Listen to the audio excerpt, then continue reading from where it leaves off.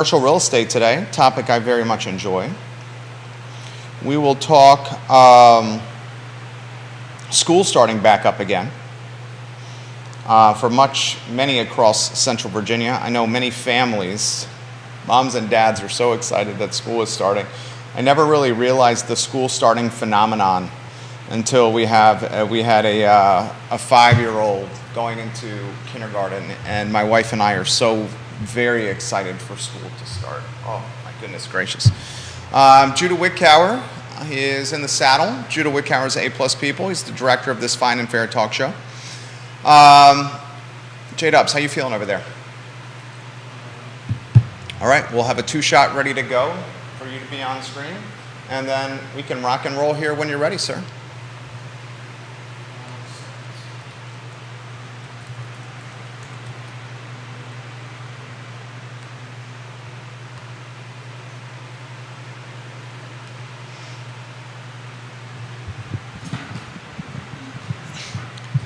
Good Monday afternoon, guys. I'm Jerry Miller, and this is the I Love CVille show. Thank you kindly for joining us. We're live in downtown Charlottesville on a show that airs on all social platforms, and it's to your delight, your enjoyment. Viewers and listeners, you can shape the discussion of what we're talking about here by offering perspective in any of the comment sections or feeds that you're watching upon. We aggregate those comments and we relay them live on air. I'm excited for today's show.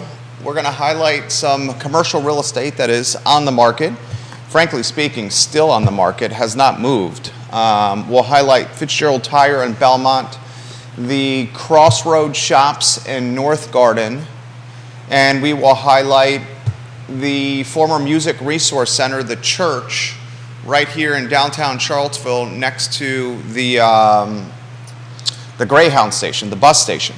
We'll talk on today's show, school starting again for many in Central Virginia, including the University of Virginia.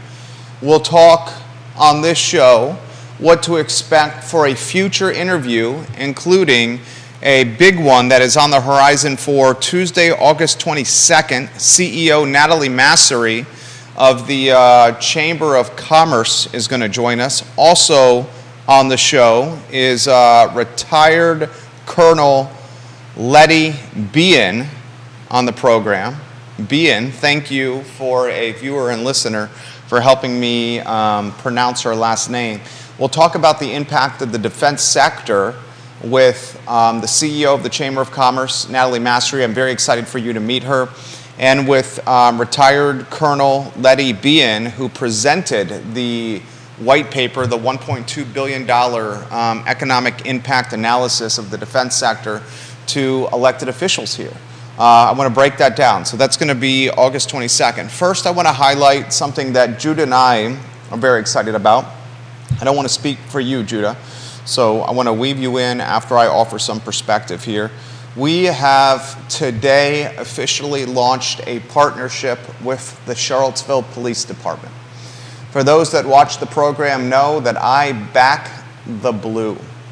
We champion police in Charlottesville, in Albemarle County, and in Central Virginia often on this talk show. I often say on this show, I get up and I go to work and I don't have to wear a bulletproof vest or have a gun on my hip or worry about if I'm going to come back home safe, alive, injured. I go to work and I get to do what I love to do. And one of the reasons we enjoy our time here, viewers and listeners, is for the most part, we got a really safe community, really safe environment here. And I think it's time we as a community champion the folks that are making the community safe for us, and that's the police. I want to utilize the influence and the platform we have here to do the following. Help the department fill its vacancies. So if you want to be the change you want to see, join a police department that is built on community-focused policing. Join the Charlottesville Police Department and become an officer today. I want to weave you in the mix before we head to the next topic, Judah Wickower. You do this as well, which is a testament to you. We're often celebrating the officers on this show. We had Chief Kotchis on the program. Yeah. I have been impressed with how Chief Kotchis has changed the community engagement with his department. He's in a dunk tank at Ix Park and is inviting the community to throw balls at a bullseye to dunk them in water. He's coming on talk shows like this, doing interviews with local TV. He's doing walk and talks in the street, neighborhood gatherings, community forums, the proverbial fireside chat, inviting the community to let him know the type of policing they want. I think we need to celebrate and continue to celebrate the change we're seeing with this police department, especially from the previous regime.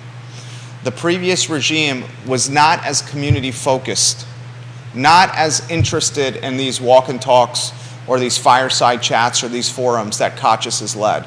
And I think that's really had a positive impact. You go to the Charlottesville Police Department page, we may show this later in the week, and you see officers playing basketball with local youth. It's fantastic. Absolutely fantastic. I want you to offer some perspective here before we go to the next headline. It's a topic you and I talked about before bringing the police department on as a partner. Did we want to do this? And we both came to the same answer, a resounding absolutely. Yeah. We like what Kotchis is doing. We like that he's engaging the community. I think he's got a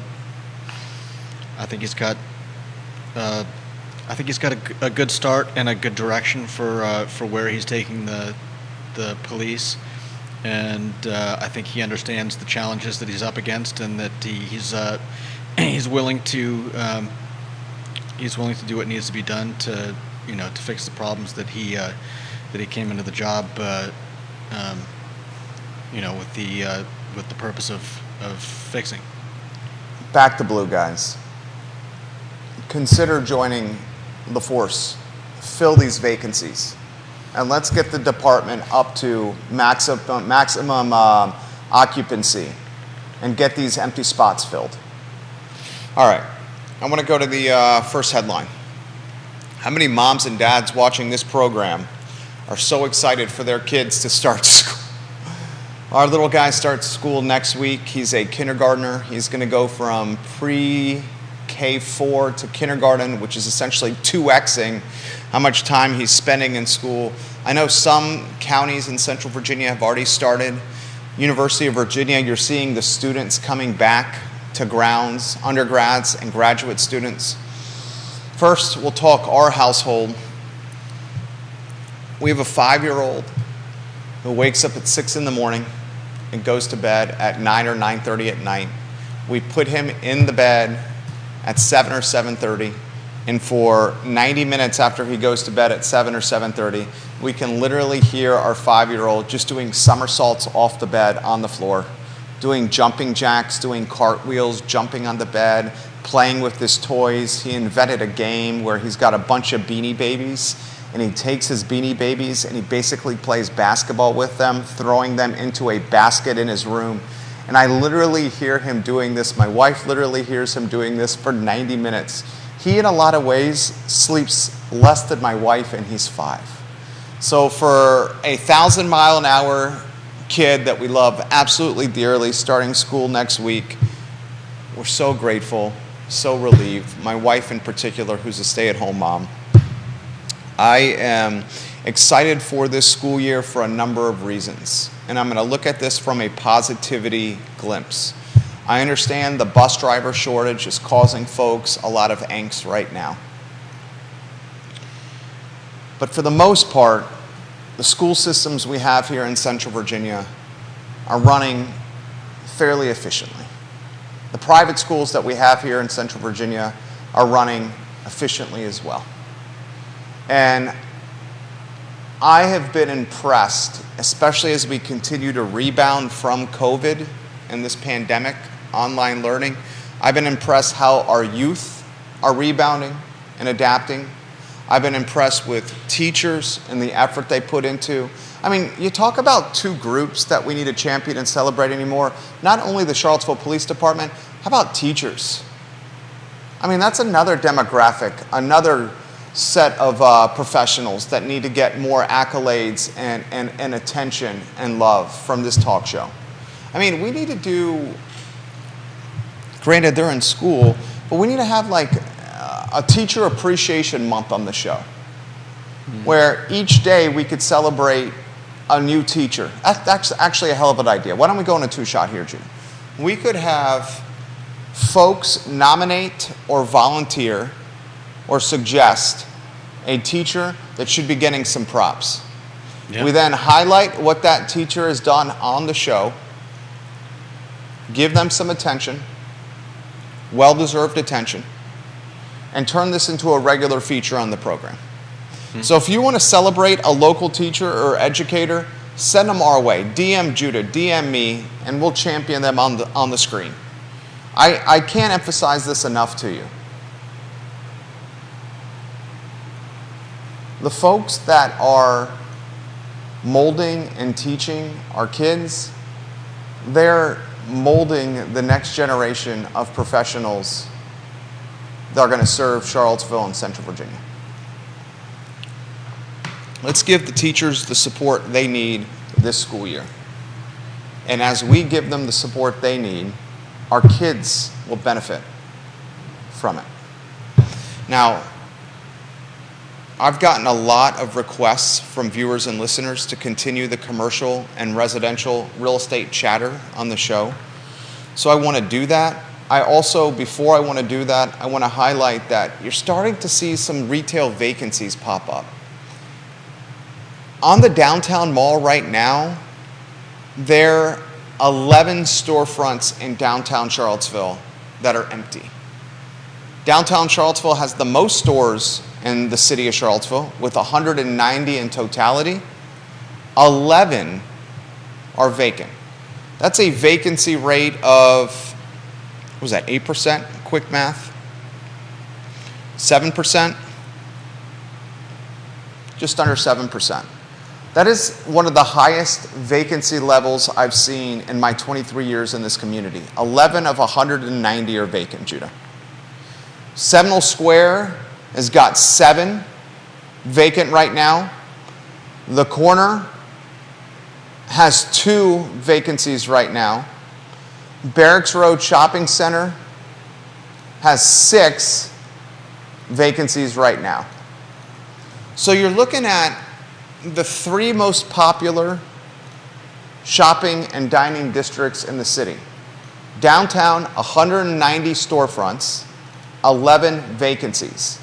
Barracks Road has 6 vacancies, and the Corner has 2. I'm curious to see how these vacancies and the landlords that own them, how the models will evolve. I think we're going to start seeing less of a prioritization on retail and more of a prioritization on experiences. A good example of this is Decades Arcade coming to the downtown mall.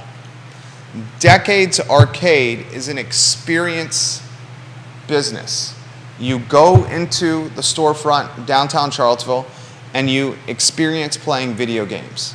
Another partner of this program, Skooma Boutique Dispensary, in some ways, an experience. You can experience what Skooma Boutique Dispensary is selling at that location while on the downtown mall. I would not be surprised if we continue to see these retail locations evolve into new iterations of themselves. I think Patty Zeller does a really good job of this at Animal Connection. Yes, she's doing retail, but she's doing it in a way that also sells experiences. Dog grooming, self-serve dog wash, the education that comes with the retail. The Happy Cook is another example of this. The Happy Cook has got an area in the back of its store on Barracks Road where you legitimately can do cooking classes.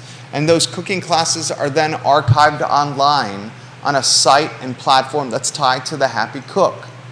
I want to see that from the folks that choose to rent these places.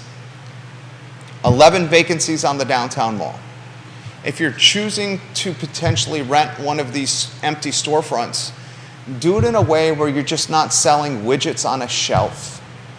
And if you need help coming up with the concept or evolving the concept or tweaking or improving the concept, reach out to us. That's literally what we do professionally for a living. We help businesses grow their customer bases and drive incremental revenue through innovative and creative thought process. Do not just sell a widget on a shelf. That's not going to work anymore. You have to give the marketplace and the consumer something that they cannot get from Amazon. What is Patty Zeller doing well at Animal Connection? You got the grooming piece. You got the self-serve dog wash piece. You got the education that comes with everything on the shelf. You don't get that from Amazon. Same thing with Monique at the Happy Cook. You can't take a cooking class in person on Amazon. You can consider the product that's in the store and try it first at a cooking class and then figure out if you want to buy it and take it home to your respective kitchen. That is the future of these empty storefronts, not selling widgets on a shelf. All right, let's talk commercial real estate here. There's 3 iconic properties that continue to be on the market. The Belmont Fitzgerald Tire store has cut its price. It's got a new broker. Kara Bass started with the listing. The listing now with a new broker, a new firm.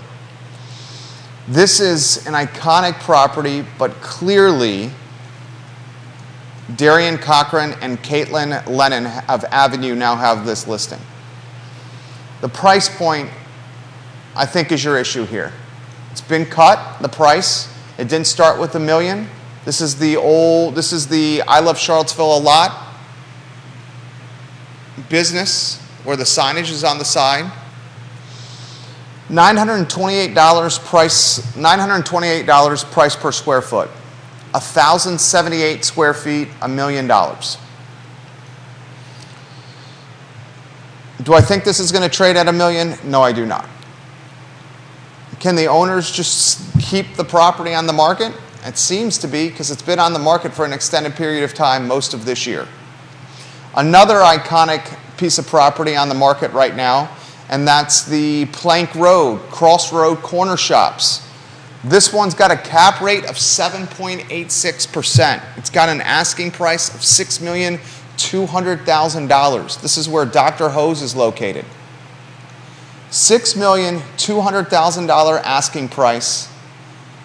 It's a massive building, 30,000 square feet, chopped up into various storefronts. A fantastic cap rate. It's mostly leased, 90%, 92% leased right now. A ton of parking spaces, 145, and a plot of 5.32 acres. The third one, which I'm most surprised about, is the Music Resource Center, the church, right at the front of the downtown mall, next to the bus station. The church has an asking price of $1,875,000, 105 Ridge Street. The old Music Resource Center, Johnny Pritzloff and Jenny Stoner have this listing. This is a damn good piece of property right here. The opportunity to do an event space, a restaurant, chop this into office space, do some kind of experiential concept here is significant. And you can't beat the location with the traffic that goes by. $1,875,000 asking price for this location. I'm surprised these 3 pieces of property are still on the market. Maybe it's the price. Usually when you have this kind of DOM, days on market, it is the price. Fitzgerald Tire, I thought it would be long gone. Which one would you buy, Judah?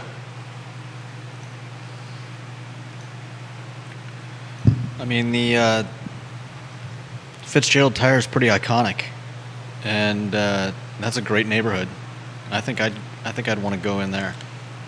John Blair says, I'm truly interested in your opinion. Is the Fitzgerald property a teardown? That's a great question. I think you keep it Fitzgerald Tire, and you may build up or around it. I mean, you don't have a ton of, let's see what he's got there. 408 Monticello Road is 0.06 acres. I mean, that is a postage stamp. 0.06 acres. $928 price per square foot. Let's go to Deep Throat. The assessment on that is $285,000 for the Fitzgerald Tire, Judah. It's got an asking price of $1 million. Ooh. He also says, Deep Throat, on the church, you have the Greyhound building behind it that is not long for this world. You have no idea what is going in there. Creates some risk. I get that. Ginny Who, thank you for the retweet. The one I would buy and feel most secure with my purchase, granted it's got the heftiest price tag, is the Plank Road Shops at $6,200,000 asking. Why I would consider the Crossroad Corner Shops at the $6.2 million asking, Judah, is because in that area there is literally nothing. Yeah. There's nothing around it. Mm-hmm. You got tenants that are long-term tenants. The tenants that you have are quality tenants. I mean, UVA Family Medicine, the Old Dominion National Bank is there. The Crossroads Exxon store is there. Obviously, Dr. Hose has had a lot of success there as well. Mm-hmm. It's right across the street of Pippin Hill Winery. Pippin Hill Winery gets significant traffic, people going there. Tens of thousands of cars are driving by the Crossroads Shops every single day. Yeah. And on top of that, you have a captive market. You know what would crush it in the Crossroad Corner Shops? Some kind of small boutique grocery store. Yeah. You put a small boutique grocery there, that would crush even more. And as Deep Throat just said, plus you don't have to deal with the insane and poorly managed City Hall. I mean, it is like he said, a cash flowing option, a cash flowing asset. You get a grocery in there, maybe one or two other restaurants, and you complement it with the bank and the Exxon and the UVA Family Medicine, and you have a thriving little metropolis. I think the church is going to have, what do you think has the most work that you have to do with it? The church or the Fitzgerald Tire? Probably Fitzgerald Tire. I mean, you don't know what's underneath that place. You don't know how much is soaked into the ground there. That's a great point. That's a great point. It's a tire store. What is under the property? Yeah, I mean, I don't know how often they were doing oil changes and things like that, but we all know it comes out from underneath cars, and if any of that's been building up in underneath Fitzgerald Tire, maybe, we had the same questions about, what was it, building on... It was the city yard. Yeah. In the Star Hill neighborhood. Yeah. I mean, take 105 Ridge Street, the church, the old Music Resource Center. I mean, that's a wedding venue waiting to happen. Yeah. Right across the street from the Omni Hotel. You literally have, what is it, the Hampton Inn that's across the street from it? On the corner, is that a Hampton Inn? Another hotel directly across the street from it. You're talking hotels that are $400, $500, $600 a night during peak season. You can have the wedding venue literally at the church, and then people can do their rehearsal, their celebration on the downtown mall. Yeah. I don't even think you need to do much to turn this into a wedding venue. I'm surprised this one is still on the market. I mean, you got some parking issues, specifically none. Do you have anybody that would get mad at you for using it? Why? Because of the church nature? A la what happened with Chris Henry? Yeah. I'm just saying, is there somebody that's going to come along and be like... It was a former music resource center, though. Yeah, I know. I'm just saying, you never know. I mean, Chris bought the church, how long had it been untenanted? 10 years, 15 years? It's a good question. Was it longer than that? That came up on the talk show a few weeks ago. Yeah. So I don't seriously expect that someone's going to be angry about this church as well, but it's Charlottesville. You never know who's going to get angry about what. Crossroad Corner Shops for me is number one. It's already cash flowing. It's 92% leased. So you're really not going to have to struggle to find tenants because you already got them there. Right. I think if you put a grocery in there some kind, the community would... I mean, what's the closest grocery store? Closest would probably It's be... the Food Line in Lovingston? Is that closer than just riding into town and stopping at... The Wegmans? Stopping at... Oh, I was going to say... Yeah, I guess Wegmans is a pretty quick... Because the Wegmans, you could just hop on... I don't know which is faster, getting on I'd say the getting on Lovingston 64 Food Line is the and closest. going to Wegmans or going to Hydraulic. From North Garden? I don't know where Lovingston. I don't know. I've never been to Lovingston from the corner stores. So I think the Food Line in Lovingston's the closest. Let's see. But that's still a hike for the folks in North Garden. And there's a fair amount of housing density in North Garden. And there's some money in North Garden. There's some farms in North Garden there. That would crush it right there. Fitzgerald Tire is a good question. That may be a teardown. Kevin Yancey says the former owner ran the gas station and had basic staples. He said you got to make sure there aren't old fuel tanks in the ground underneath Fitzgerald Tire. Johnny Ornalis, Vanessa Parkhill, thank you kindly for liking the show. Johnny, thank you for sharing the show. We're grateful for you. Neil Williamson, thank you for watching today's program. I thought you were awesome the other day, Neil. Kristen Grimes and Francis Morris, thank you for watching the program. Got local news paper watching the show as we speak right now. What'd you find, Judah? Well, from Dr. Hose to Lovingston Food Line, it says no route found. What's that? It says no route found. From I'm Dr. Hose to the Lovingston? I'm going to try just Lovingston, Virginia. No, Lovingston's the closest. That's like no 15 route minutes. found. I don't think Wegmans from North Grounds is 15 minutes. Or from Wegmans from North Garden is 15 minutes. But that Food Line is probably 15 minutes from the Crossroad Shops. Saying no route found, so I don't know. Maybe, John, that's a good question. Maybe Fitzgerald Tire, and Kevin, you make a good point too. Maybe the Fitzgerald Tire is a teardown and a build back up. And maybe that's keeping it from selling here. I mean, something at that price point in downtown Belmont, I'm surprised it has not moved. Are you not surprised? Yeah. North Garden to Lovingston is 26 minutes. North Garden to Lovingston, 26? Yeah. To your point, then maybe the Wegmans is the closer. But I don't know. I'm not sure what it's basing the center point of North Garden on. That might be. Either way. Music Resource Center wedding venue. All day, every day. I mean, Chris's venue is renting, and they go and celebrate at Dairy Market afterwards. Same concept. Yeah. There's not enough venues in this town. And have you seen the rise of the Thursday wedding? There's so little venues in this town, and they're commanding such high prices that I'm now seeing the Thursday and Sunday wedding become a reality. Where folks are choosing to do their wedding on either a Thursday or Sunday for a discounted price. Yeah. I mean, you got some weddings like Pippin Hill. The other day, I heard of a wedding at Pippin Hill.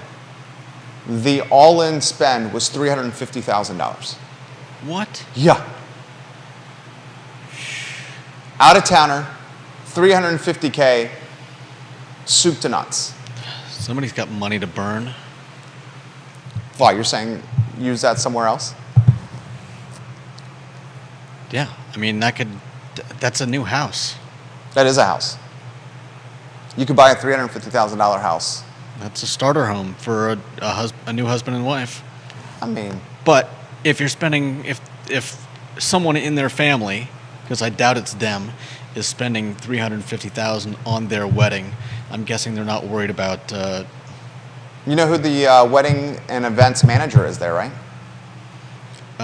Where? At Pippin Hill. At Pippin Hill? Maybe. New city councilor Natalie Oshrin. Yeah. Natalie Oshrin is the.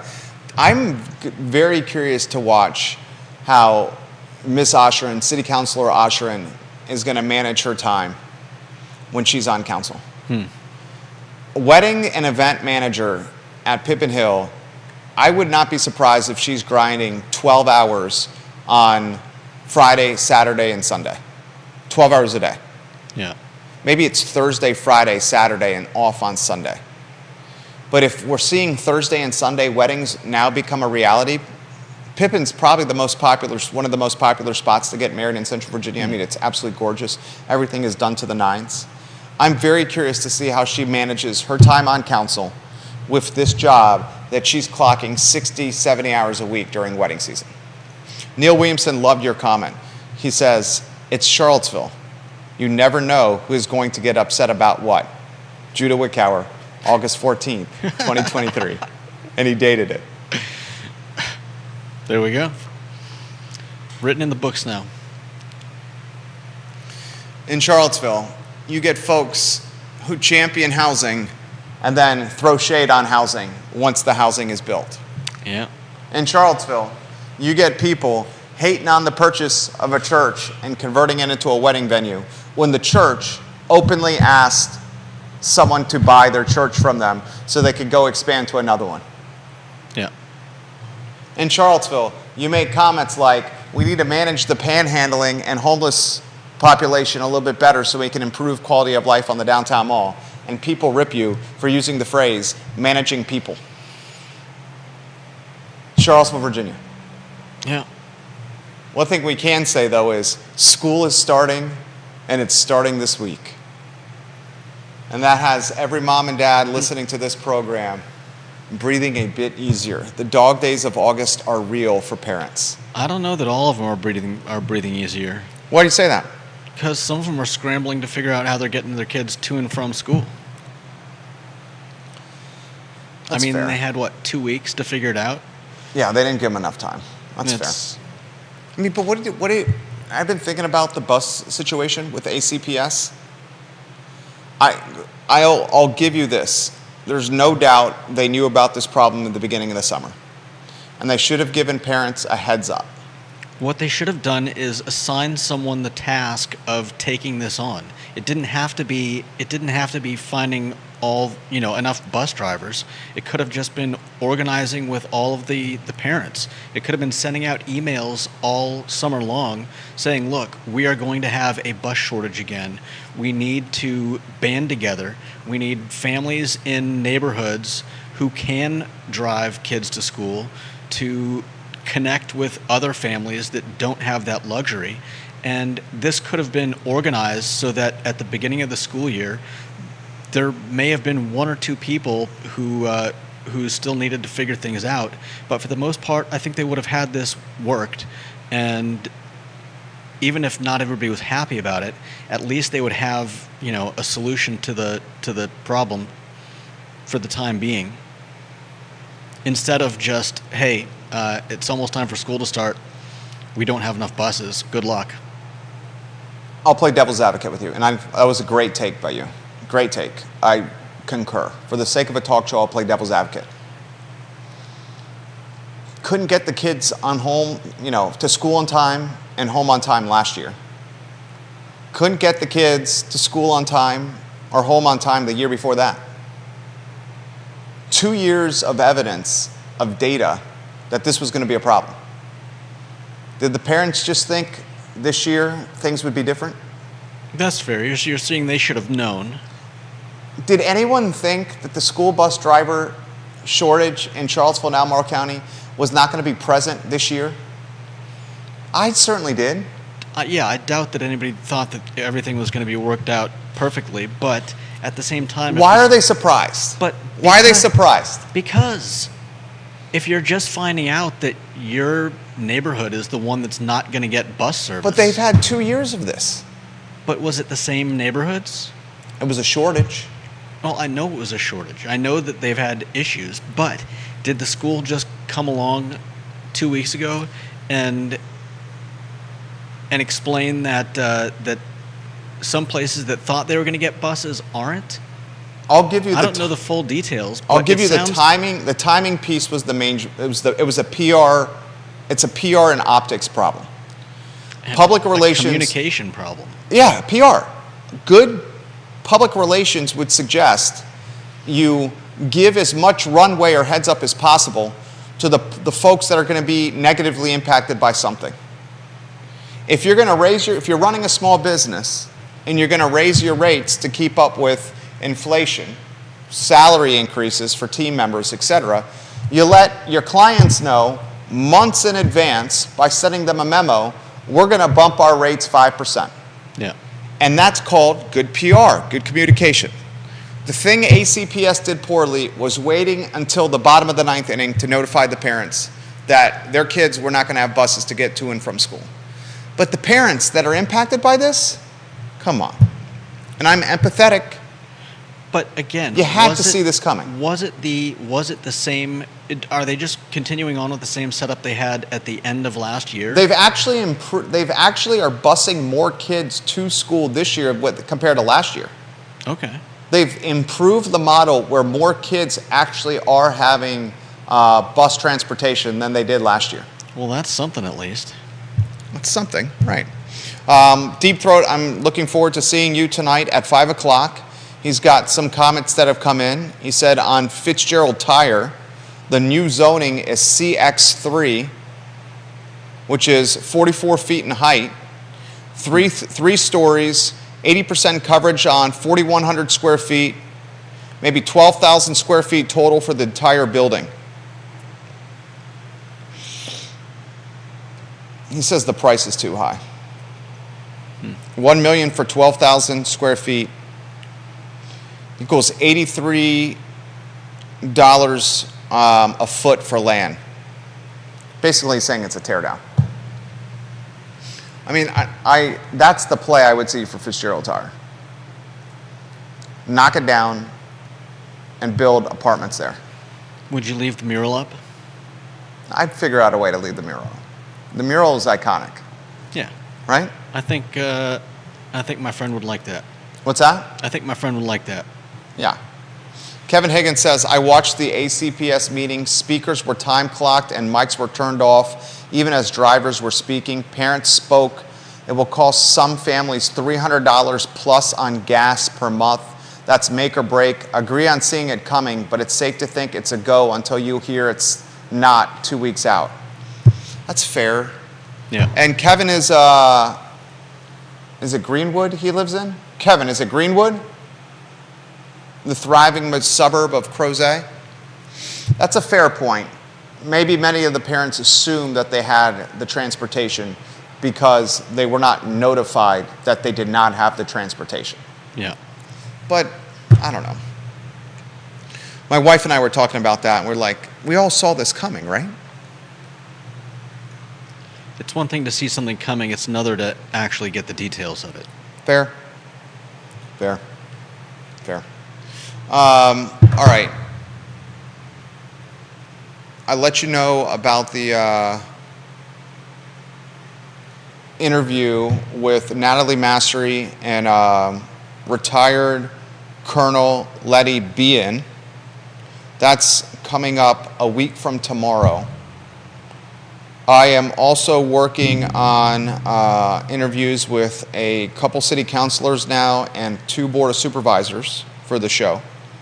We'll keep you posted on those. Judah, tomorrow is episode 2 of the Jerry and Jerry Show. Yep. UVA Sports Show. And we're going to make some progress on the Mom Show, which is happening as we speak. So we try to continue to improve the model for you on this network. What I see the future of what we're doing here is even more crowdsourced information that's delivered by people that we can trust, utilizing this infrastructure and setup. You come in, You talk on the setup for X period of time, and you relay local news to people that want local news. That's what I see this further evolving to. Now, one thing I got to do is evolve it in a way where it's not 100% tied to me hosting the talk shows. That's what we got to continue to evolve. One day, I would love to see the Judah Wickower show. That's not going to happen. Yeah, I get that. I totally get that. All right, follow us on Instagram. We're back tomorrow at 12:30. We are heading to a TV commercial shoot, yet another one, across town. That's the I Love CVille show on a Monday for Judah Wickower. I am Jerry Miller. We'll see you tomorrow at 12:30.